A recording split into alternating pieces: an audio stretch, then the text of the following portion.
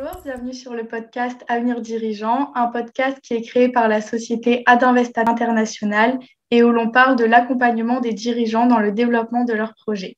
Je m'appelle Carla Decollière, je suis Community Manager chez Adinvest International et je serai l'animatrice de ce podcast. Pour cet épisode, j'ai l'honneur d'accueillir Siegfried Hack, le consultant en storytelling, conférencier, formateur et spécialiste de la prise en parole en public, à connaître absolument pour réussir toutes vos ventes en ayant du charisme et une éloquence inégalée. Bonjour Siegfried. Bonjour Carla, merci de me présenter de cette façon. Tu faisais tellement d'éloges que je me demandais si c'était bien moi l'invité. Je peux commencer par te présenter, que nos auditeurs ils en sachent un peu plus sur toi. Très bien, alors tout commence pour moi en 1984, au printemps 1984. J'ai 20 ans et j'échoue lamentablement à une prise de parole en public devant Madame Bontou, qui est ma professeure d'action commerciale, ma professeure principale. Et j'adore Madame Bontou et je crois que je suis un petit peu son chouchou. Et le fait de rater cet exposé, cette présentation orale devant elle, me rend honteux. Je me sens humilié quand je ressors de sa classe. Et c'est terrible pour moi et je ne veux surtout plus revivre ça. Alors, il y a une idée extraordinaire qui me traverse l'esprit lorsque je me retrouve dans le couloir de ce lycée. Et cette idée, c'est Siegfried, il faut absolument que tu t'améliores dans les présentations orales. Alors, la vie a été assez sympa avec moi puisqu'elle m'a envoyé aux États-Unis quelques années plus tard. Et je me suis aperçu qu'aux États-Unis, où je vendais des livres en porte-à-porte chaque jour pendant 3 mois et demi, je me suis aperçu que les Américains présentaient super bien. Du coup, j'ai pris des tonnes de conseils. Et lorsque je suis revenu en France, j'ai voulu appliquer ces conseils. Mais tu sais comment est la vie? La vie est assez curieuse, c'est-à-dire que quand je suis rentré en France, je suis rentré avec mes mauvaises habitudes d'avant de partir aux États-Unis. C'est-à-dire que je me retrouve, au lieu de bien présenter, je me retrouve à présenter de façon classique, moyenne. Et moi qui suis commercial, en rentrant en France, je suis commercial et je vois tous mes concurrents me souffler les contrats alors que j'ai des meilleurs produits et des meilleurs services qu'eux. Et à un moment donné, je me demande, mais pourquoi est-ce qu'ils me soufflent tous les contrats? Je suis malheureux et je m'aperçois en fait que même s'ils ont des moins bons produits ou des moins bons services, ils présentent beaucoup mieux que moi. Et là, je me dis, bon, la vie t'envoie quand même 2 fois le même message. Siegfried, il faut que tu t'améliores dans les présentations orales. Et donc, je décide là, pour le coup, de vraiment me former. Donc, je fais un certain nombre de formations. Je vais toutes les passer. Enfin, je vais pas te les dire, justement, je vais les passer. Donc, sous silence. Et je m'aperçois qu'à chaque fois que je réalise une formation en prise de parole en public, en présentation, en vente, dès que j'implémente juste un conseil que j'ai reçu pendant mes formations, dès que je l'implémente dans ma présentation orale devant mon client, je vends plus. C'est vraiment magique. Donc, au plus j'en mets, au plus je vends. Et donc, j'ai fait ça pendant 35 ans de ma vie, puisque pendant 35 ans, j'ai été dans le commercial, directeur commercial, directeur d'agence, etc., mais toujours autour de cet aspect commercial. Et il y a 5 ans à peu près, je me suis aperçu que les gens venaient de plus en plus vers moi. Quand je dis les gens, c'est la famille, des amis, des collaborateurs, des collègues, des voisins parfois, et ils me disaient, Siegfried, est-ce que tu peux m'aider à réaliser tel discours? Est-ce que tu peux m'aider à écrire mon pitch? Est-ce que tu peux m'aider à rédiger mon argumentaire de vente, etc. Tout ce qui avait trait soit à la vente, soit à la prise de parole en public. Et moi, comme je kiffe ça, j'ai dit à chaque fois oui, oui, oui, sauf que ça me rapporte rien. Et je me dis, tiens, il y a 4 ans, pourquoi est-ce que tu en ferais pas ton job? Pourquoi est-ce que tu en ferais pas ton métier, ton activité? Et donc, voilà, il y a 4 ans, je me suis lancé et aujourd'hui, j'aide mes clients à vendre plus de leurs produits, de leurs services, de leurs messages. Comment? En présentant mieux les choses oralement. Et voilà ce que je fais. Et c'est pour ça que je suis devant toi aujourd'hui. Ah oui, j'ai oublié, j'ai une marotte, effectivement, c'est le storytelling. Par rapport au storytelling, j'ai une petite question. Parce que dans ce podcast, on va parler de beaucoup de sujets qui ont un sens auprès des dirigeants d'entreprise. Mais dans le fond, qu'est-ce qui fait une bonne histoire, une bonne image de marque? Parce qu'on sait tous que l'attache des clients pour une marque passe beaucoup par l'image que l'on renvoie. Alors, c'est une excellente question. Qu'est-ce qui fait une bonne histoire? Qu'est-ce qui fait un bon storytelling? Déjà, c'est quoi une histoire? C'est quoi du storytelling? Alors, je vais te donner le contre-exemple, ce que n'est pas le storytelling. Le storytelling, ça n'est pas la chose suivante. Marie et Robert s'aiment. Robert voit Marie. Marie, je t'aime, est-ce que tu veux m'épouser? Marie lui répond, bien sûr que je t'aime aussi, Robert, et bien sûr que je veux t'épouser. Robert et Marie se marient le samedi à l'église du village. Ça n'est pas du storytelling, ça n'est pas une réelle histoire. Ok. Pourquoi? Parce qu'il n'y a pas de problème. Alors, avant tout, une histoire du storytelling, ça commence au moment où il y a un problème, une contrainte, une frustration, quelque chose qui n'est pas réalisé, un désir, un rêve, une vision. Ça commence là, le storytelling. Tant qu'il n'y a pas ça, ça n'est pas du storytelling, c'est juste voilà, raconter quelque chose, c'est tout. Donc, un bon storytelling, c'est avant tout une histoire avec une bonne intrigue, c'est-à-dire qu'il y a un bon problème. Et là, pour le coup, les marques qui veulent justement se démarquer ou faire en sorte que les gens les aiment, que les gens adhèrent, que les gens achètent leur marque, mais justement, ces marques-là ont besoin, c'est une nécessité de bien connaître et d'une leur histoire, de bien la comprendre, de bien l'apprécier et ensuite de bien la dire aux autres. Voilà. Pourquoi moi, aujourd'hui, société de sacs, par exemple, je vends des sacs à main en cuir. Pourquoi moi, je suis une marque que vous pouvez acheter? Qu'est-ce qui fait que vous pouvez avoir confiance en moi? Qu'est-ce qui fait que vous pouvez m'aimer? Qu'est-ce qui fait que si demain vous avez un problème avec le sac, moi, je vais être là pour répondre? Qu'est-ce qui fait que lorsque vous allez sortir dans la rue avec mon sac, eh bien, les gens vont vous regarder? Ou bien vous allez avoir un sac qui va durer longtemps? Ou bien vous allez avoir un sac qui peut contenir beaucoup de choses à l'intérieur? Qu'est-ce qui fait dans l'histoire de la société que vous pouvez me faire confiance, moi qui vous vends des sacs? Donc, c'est là où commence le véritable storytelling et c'est là où commence bien, la construction de l'histoire. Alors maintenant, pour bien construire cette histoire, il faut un certain nombre d'éléments et on peut en parler, sauf si tu as une question derrière. Ou... Pour le storytelling, après, j'aurai plus d'autres questions. Ce sera surtout pour des conseils pour vendre. Donc, je veux bien là les infos sur le storytelling. Alors, storytelling, pour bien construire votre storytelling, parlez toujours, racontez toujours votre histoire au présent. Les personnes ne savent pas entendre des histoires au passé. Par exemple, la semaine dernière, j'ai été au marché et j'ai acheté les meilleurs légumes du village. Bon, ok, c'est écrit, c'est dit au passé. Si je le dis au présent. La semaine dernière, je vais au marché et je découvre les meilleurs légumes du village. On est dans l'action, nous sommes dans l'ici et maintenant. Du coup, la personne qui écoute, l'auditeur, est totalement avec nous. Elle marche avec nous, elle est avec nous au marché. C'est pas quelque chose qui s'est passé avant, c'est quelque chose qu'elle est en train de vivre là maintenant. Ça, c'est une première astuce, parler au présent. Deuxième astuce, c'est utiliser des dialogues. Donc, y compris des dialogues, même quand on raconte l'histoire et qu'on est seul. Les dialogues, ça peut être la chose suivante. Plutôt que de dire j'ai été voir mon chef et il m'a enguirlandé en me disant que j'avais toujours du retard. Là, il n'y a pas de dialogue. C'est juste, on explique juste ce qui se passe. La semaine dernière, j'ai été voir mon chef. Il me dit, Robert, tu es systématiquement en retard, ça ne peut plus durer. Alors moi, je lui ai répondu, oui, mais en fait, je suis en retard parce que j'ai tel problème. Donc là, on est dans le dialogue. Et comme nous sommes dans le dialogue, nous vivons, là encore, l'action ici et maintenant et avec les personnages. Ça, c'est le deuxième, utiliser des dialogues. Notre conseil pour bien construire ces histoires et faire en sorte que les personnes nous écoutent, soit dans l'histoire. Troisième chose, c'est d'utiliser des noms, les noms des personnages. Plutôt que de dire, par exemple, mon chef m'a dit que, plutôt dire, mon chef, John, m'a dit que. Et il m'a répondu, mais tu vois, Robert. Donc, il ne m'a pas répondu, il m'a répondu, mais tu vois, Robert.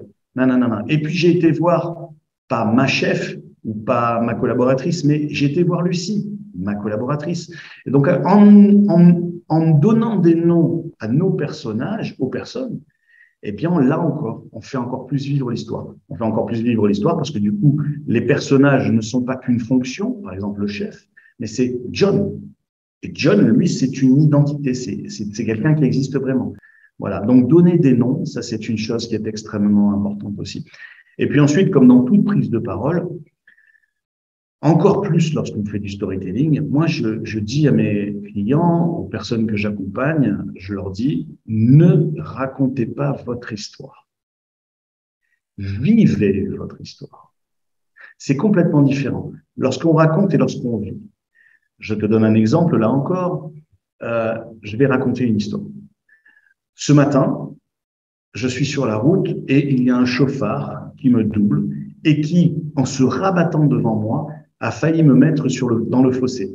Et donc là, maintenant, si je suis en train de parler avec toi, c'est vraiment un miracle. Ça, je raconte l'histoire.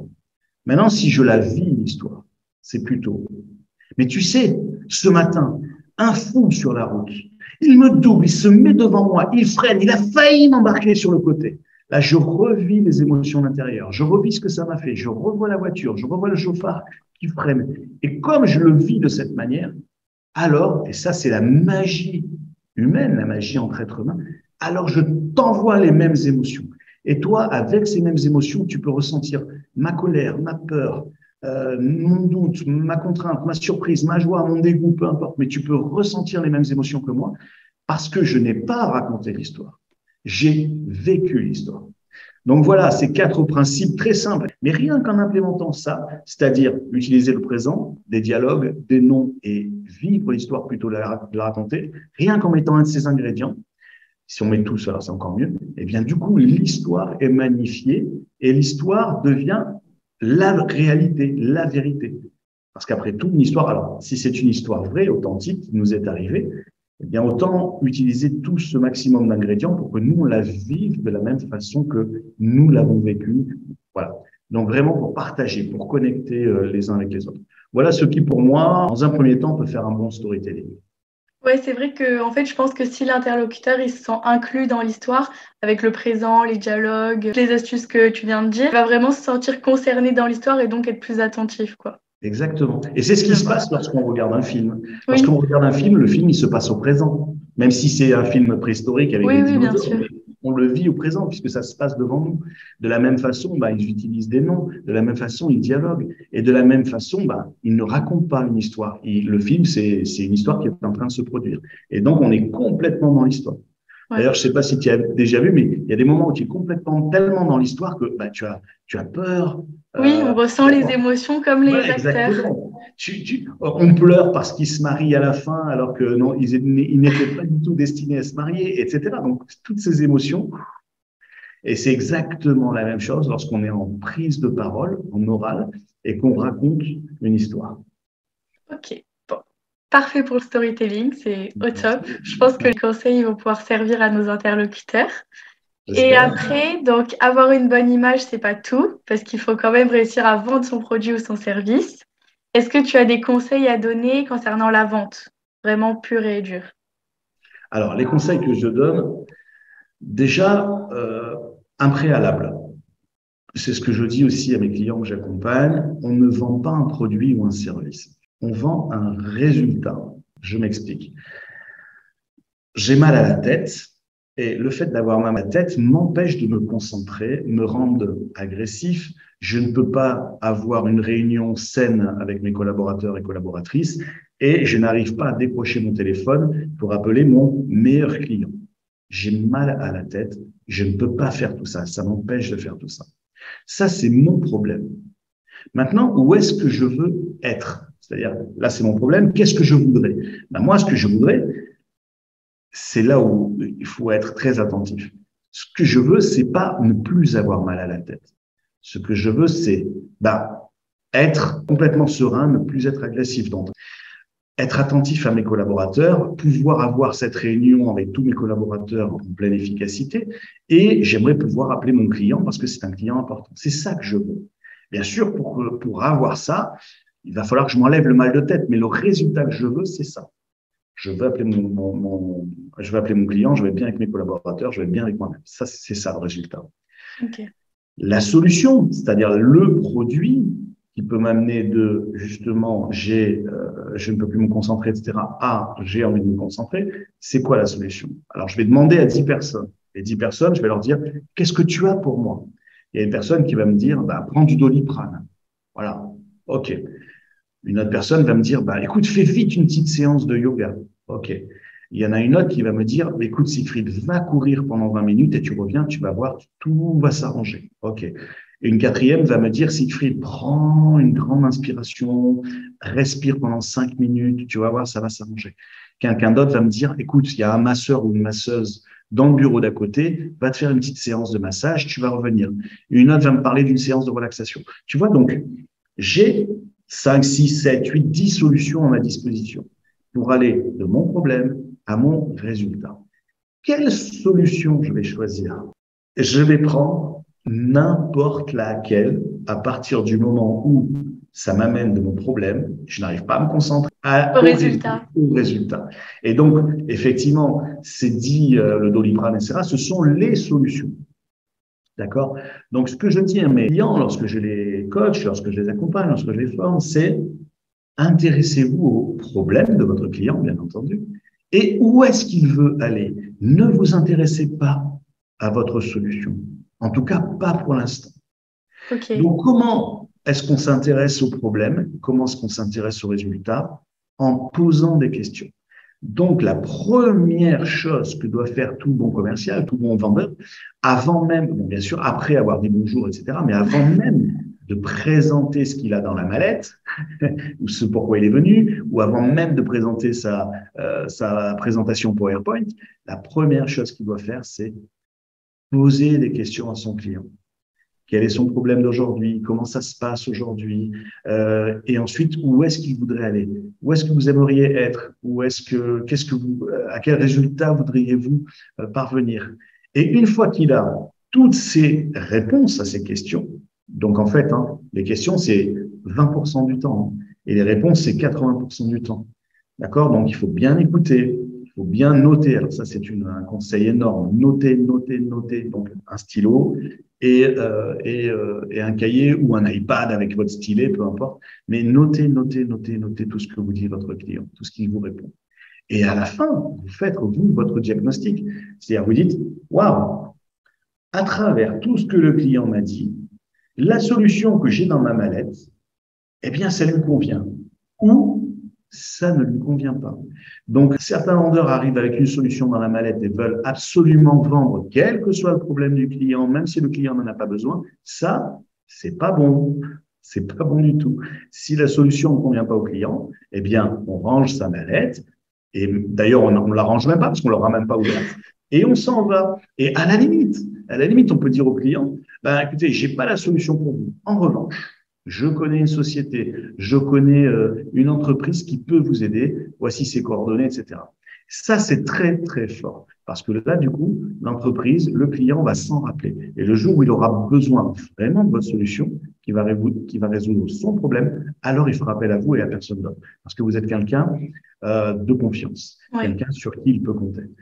Si vous avez la solution à son problème dans votre mallette, pour le coup, alors là, c'est pas qu'il faut essayer de lui vendre, c'est que c'est un devoir de lui vendre. Si la solution convient parfaitement à la résolution de son problème, alors c'est un devoir de lui vendre. Si on ne lui vend pas, ça veut dire qu'on ne lui rend pas service, puisqu'il a un problème, il veut aller à un résultat, et nous, on a la solution dans la mallette.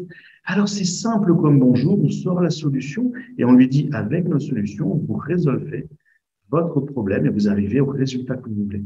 C'est aussi simple que ça, la vente. Souvent, on se fait des tonnes et des tonnes et des tonnes de problèmes et on a des tonnes de problèmes et on se dit, j'arrive pas à convaincre mon client. Est-ce que ma solution convient au problème du client pour l'amener au résultat qu'il veut? Si oui, j'ai ma solution.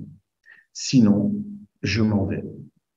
Ouais. Voilà. Vaut Donc, mieux installer un climat de confiance que vouloir vendre à tout prix et vendre peut-être ah quelque oui. chose de pas adapté au client finalement. Alors, tu sais, Carla, vendre à tout prix, c'est-à-dire si on est là pour vendre à tout prix, on On n'a aura rien beau. compris. Alors, non, mais on aura beau faire ce qu'on veut, le client s'en aperçoit. Le Ok. client sent à un moment donné qu'on est là pour vendre, vendre, vendre, vendre, vendre, même s'il n'a pas besoin de notre solution.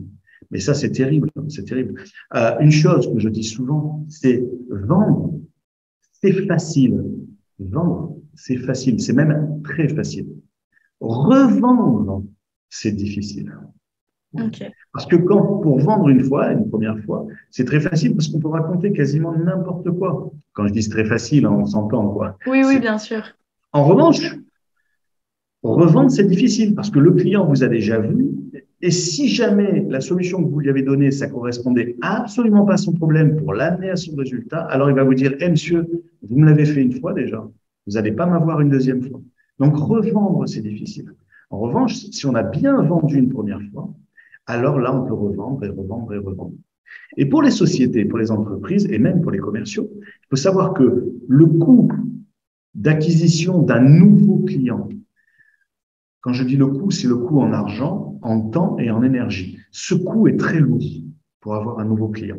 En revanche, une fois qu'on a bien servi ce client, qu'il est, ça y est, il est client chez nous, alors le fait de le fidéliser, le fait de lui rendre un nouveau service, un nouveau service, un nouveau service, le coût est beaucoup moins élevé. Il y a juste la relation de confiance à entretenir. Ça, en fait. Donc, je suis triste, souvent très triste même, lorsque je vois des entreprises qui se disent bon, bah, j'ai perdu un client, voilà, parce qu'on l'a mal servi et tout, mais c'est pas grave parce que il y a plein de clients dans la nature. Oui et non, parce que Oui. pour retrouver un autre client, ça va être cher, coûteux en temps, en énergie, en argent. Voilà, je ne sais pas si je réponds à ta question, Ah oui, Carla. oui, c'est parfait. Justement, on a parlé un peu d'écoute active tout à l'heure, enfin, dans vos conseils. Donc, on sait qu'une audience a une écoute active très faible, de quelques secondes seulement. Alors, comment tu fais pour accrocher un client et qu'il soit attentif jusqu'au moment où tu proposes l'offre et qu'il ne décroche pas au bout de 5 secondes? Alors là, on boucle presque la boucle parce que vraiment, comment ça se passe dans une relation? Dans une relation, au départ, on crée l'envie chez l'autre de nous écouter. Ensuite, on construit sa crédibilité, c'est-à-dire qu'on va construire qui nous sommes, les produits, nos références, etc. Après avoir donné l'envie, on construit la crédibilité, c'est-à-dire qu'on lui dit, ben, vous avez eu envie, maintenant vous avez raison de nous faire confiance, vous avez raison de venir avec nous. Et puis ensuite, est-ce qu'il y a l'opportunité ou pas de travailler ensemble? C'est-à-dire, est-ce que ma solution répond à votre problème pour vous amener à tel résultat? Voilà, ça se passe comme ça, envie, crédibilité, opportunité. Ça, c'est dans la relation classique. Donc, pour donner l'envie et pour que l'autre nous écoute, en écoute active, et pour continuer ensuite dans notre crédibilité, rien de mieux qu'effectivement raconter des histoires. Alors, c'est pas raconter des histoires, le petit chaperon rouge, hein, mais c'est, oui, voilà, imaginons un client en face de moi. Oui, voilà, mais moi, mon problème, c'est que j'ai un budget limité et je n'ai que 2 assistantes avec moi, donc je ne sais pas si votre produit va pouvoir m'aider. Qu'est-ce qu'on peut faire? On peut dire, ah bien écoutez, Monsieur Johnson, l'entreprise X avait exactement le même problème que vous il y a 2 ans. Ils ont fait appel à nos services et voilà comment ça se passe aujourd'hui. Aujourd'hui, ça se passe comme ça, comme ça, comme ça, comme ça. Lui, en racontant cette histoire de quelqu'un qui a déjà vécu le même problème qu'il a, peut s'identifier. Du coup, à partir du moment où il s'identifie, où il écoute l'histoire, alors il est attentif. En fait, si moi je raconte une histoire à quelqu'un, eh bien dans le cerveau de l'autre, il y a une sécrétion de neurotransmetteurs, une sécrétion d'hormones. Donc des hormones, dopamine, ocytocine, sérotonine, endorphine, des hormones de plaisir, et puis également des hormones de stress. Hein, si je fais peur ou quoi, de la cortisol et de l'adrénaline. À partir où le cerveau sécrète ce type d'hormones, il est en éveil. Il augmente son focus, sa motivation, pour les hormones de plaisir hein, surtout. L'hormone de stress, c'est un peu différent. Il augmente son taux de mémorisation. Il augmente son sentiment de faire partie du même groupe que celui qui raconte, son sentiment d'être humain, son sentiment d'appartenance. Dès qu'on raconte une histoire, il y a toutes ces hormones qui sont sécrétées dans le cerveau et donc elles permettent à l'autre d'être open, ouvert. C'est quand on commence à être très dans la logique et plus dans l'émotionnel que ça devient compliqué. Lorsqu'on redescend dans la logique, là, pour soutenir l'attention de l'autre, là, il va falloir être dans le rythme de notre voix, c'est-à-dire pas être sur un ton monocorde, mais plutôt sur un ton avec du volume, etc. Comme par exemple, vous savez, monsieur le client, ce qui est la chose la plus importante dans la solution que je vous propose, là, on pose une question, c'est pas du tout une histoire, Oui. on pose une question. Comme on pose une question, le cerveau de l'autre envoie des hormones, on sécrète des hormones, et reste éveillé parce qu'on lui a envoyé une question. Et donc, l'autre se met en mode « je réfléchis ». Et bien, en fait, ce qui est le plus important dans cette solution, c'est ça, ça et ça. Tu vois, donc, dans le rythme, dans l'intonation, dans la façon dont on pose, quand on fait des silences, eh bien, on provoque chez l'autre de l'attention. En fait, il faut être toujours dans le changement de rythme, dans des intonations différentes, dans du volume. Tu vois, tu peux parler plus haut, plus bas, dans une intonation montante ou bien descendante. Tu vois, on travaille là-dessus. Et puis, il y a ensuite, c'est le troisième volet de la communication. Le premier volet, ce sont les mots, ce qu'on dit. Deuxième volet, c'est ce que je viens de te dire, la voix, le volume, l'intonation, les pauses, le rythme. Et troisième volet, c'est le langage corporel. Et notamment lorsqu'on est en face à face avec un client, notamment les expressions faciales. Donc, nos expressions faciales sont, on va dire, un résumé de notre langage corporel avec les bras, les jambes, etc. Quand on est sur scène, quand on est sur une scène, on peut utiliser 100% de notre langage corporel. Lorsqu'on est en face à face, et même parfois sur Zoom, on ne peut pas utiliser 100% de notre langage corporel. Donc, il y a soit le haut du corps avec les bras, les mains, et puis surtout les expressions faciales. Et lorsqu'on dit quelque chose, à la façon dont nous allons grimacer, sourire, être dubitatif, être dégoûté, eh bien, on va envoyer chez l'autre ces mêmes émotions. Et c'est comme ça qu'on peut le tenir en éveil. C'est comme ça qu'on peut solliciter chez l'autre l'écoute active. C'est-à-dire, il va être avec nous et il va donc ouvrir ses 5 sens, le visuel, l'auditif, le kinesthésique, l'olfactif et le gustatif même, si on lui fait goûter des choses, etc. Il va ouvrir ses 5 sens vers ce qu'on est en train de lui envoyer.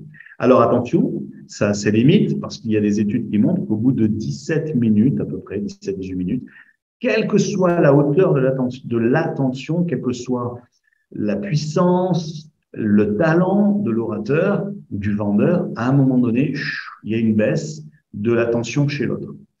C'est une étude. C'est d'ailleurs pour ça que les conférences TED, pour ceux qui connaissent les conférences TED, eh bien, elles durent 17-18 minutes maximum. Alors, quand l'attention baisse chez l'autre, on le sait ça, que l'attention va baisser. Donc, on peut, dans notre discours, si on a un discours qui dure par exemple 45 minutes ou 1 heure, eh bien, toutes les 14-15 minutes, provoquer un effet que j'appelle l'effet wow.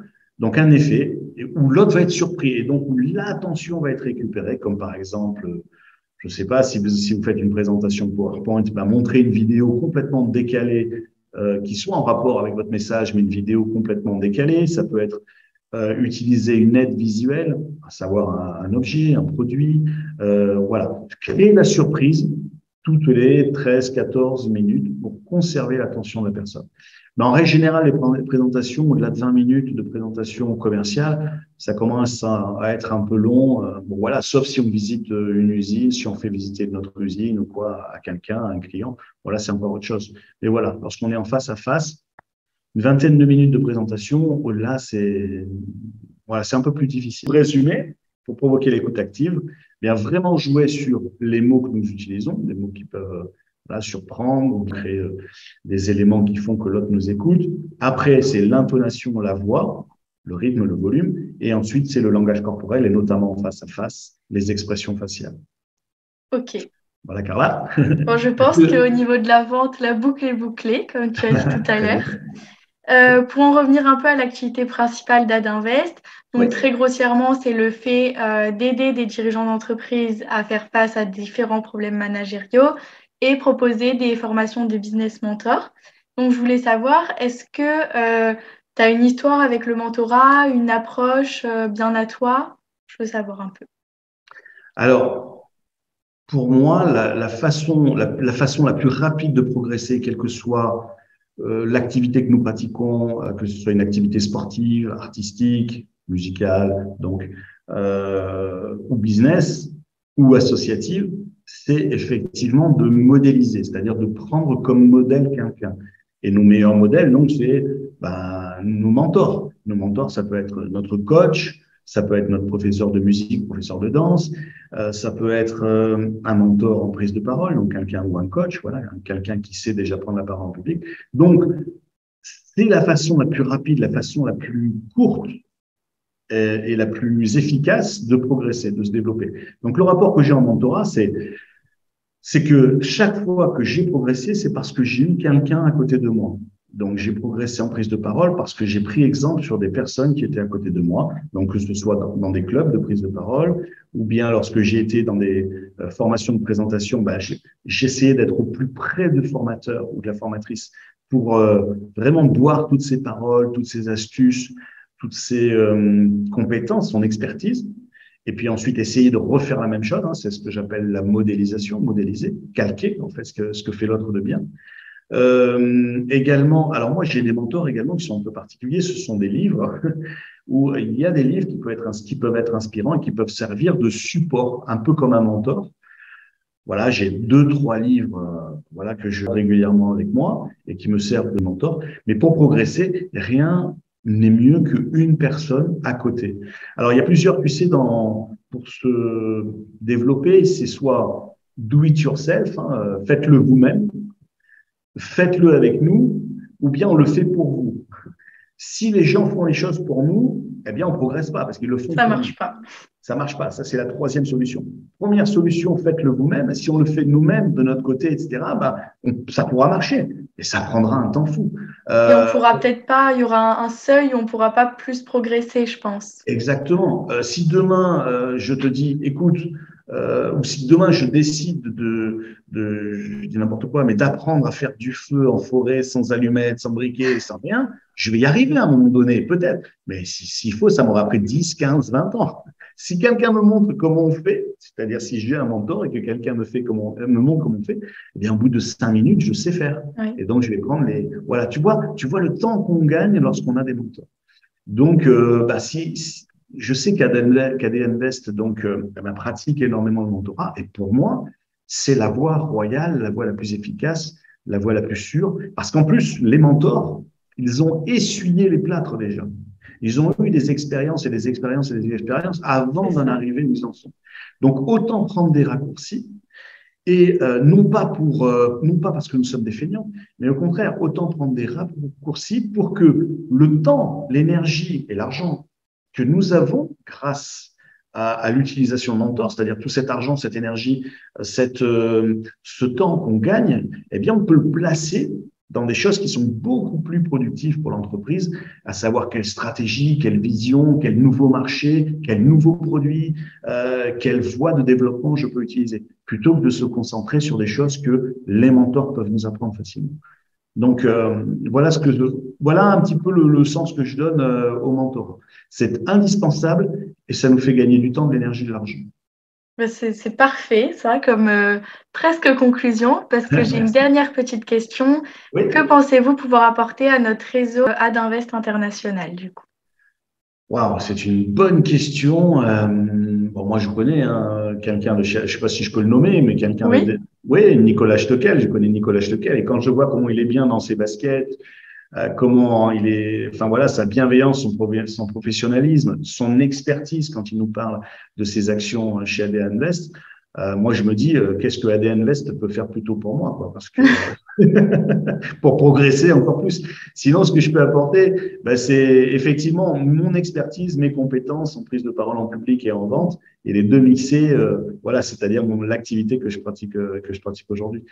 Voilà, mais je pense que c'est très croisé, quoi. C'est-à-dire l'un apporte et l'autre apporte également. Je pense que c'est exactement ça. C'est vraiment gagnant-gagnant. main dans la main. Exactement, gagnant-gagnant, main dans la main. Voilà, c'est super. Merci beaucoup pour cet échange. Tu peux nous dire où est-ce qu'on peut te retrouver? Très facilement. Donc, j'ai un site internet, c'est très facile, c'est mon nom de famille et .fr, donc hack.fr, h2ack.fr. Et donc là, on tombe sur mon site internet avec un blog, avec, je sais pas, une centaine de posts sur mon blog, toujours autour de la vente, de la prise de parole en public et de l'état d'esprit. Je travaille beaucoup sur l'état d'esprit, voilà, parce que c'est avec un très bon état d'esprit qu'on progresse, un état d'esprit tourné vers l'effort plus que vers le talent. Et puis, sinon, sur les réseaux sociaux, Siegfried Hack, que ce soit LinkedIn, Instagram, Facebook, voilà, tous les réseaux sociaux classiques. Ok, super. Je mettrai les identifications en bio. Génial. Et nous concernant, vous pouvez nous retrouver sur LinkedIn, Twitter et Facebook sous le nom d'Adinvest International. Si vous avez aimé ce podcast, n'hésitez pas à le liker, le partager et surtout nous donner votre avis sur ce nouveau podcast. Je vous souhaite une excellente journée et à bientôt. Au revoir.